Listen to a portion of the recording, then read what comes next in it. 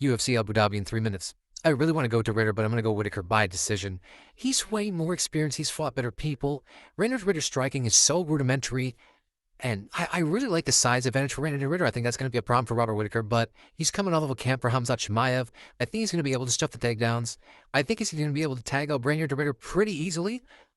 And I'm going Randy or Robert Whittaker by decision. Going Petr by decision. Marcus McGhee is very good. He's much older. He's coming off a win against Jonathan Martinez. That was a really long time ago.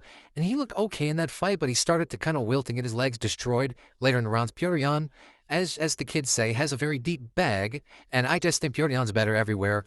And he's still in his prime. He's on a 2-fight win streak. And I like the trajectory that his career is going in right now. I'm going Petr by decision. Shara by KO. If you give Shara a striker who isn't to the likes of Michael Page, I think he can easily get it done, and I don't think Marc-André Barriault is going to take him down either. So Sharab by KO. Nikita Krylov by late TKO. Nikita Krylov's going to be much more patient. Bogdan Guskov hasn't beaten a guy who is a good name. He's beaten, Billy Alakana and Zach Pauga. He hasn't beaten good names.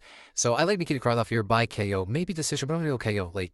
Ramazan Tamirov has real finishing power at 125. He's got better speed. He's on a nice little 2-fight win streak. Just beat Charles Johnson, who's a guy that's right outside the rankings. That's what Almabayevvs coming off a KO loss. I think Ramazan Tamirov's going to get this done by decision. Said Nurmagomedov can hang with Bryce Mitchell in the grappling.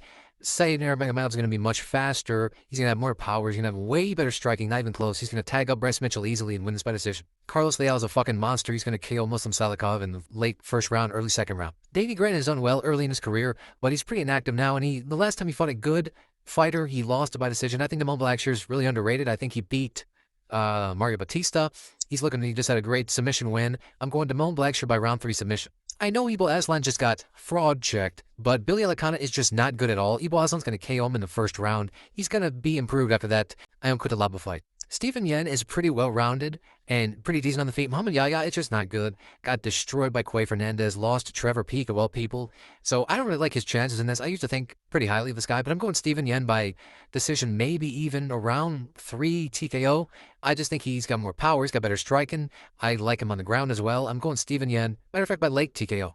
I know that Marcus Buchecha trains at ATT, and he's the big jiu-jitsu guy. But he's really inactive. He hasn't fought great competition. Neither has Martin Budai, because he's only fought, Jake Collier and names like that fucking suck. Martin Budai has never been taken down, though.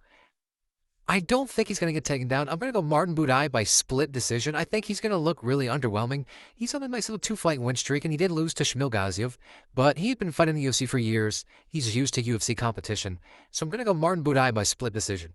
Going to go Amanda Ribas by decision. I mean, both women have been losing pretty recently, but Amanda Ribas has been losing to better competition and looking solid against it. She got better strike and a big reach advantage. I'm going to go Amanda Ribas by decision.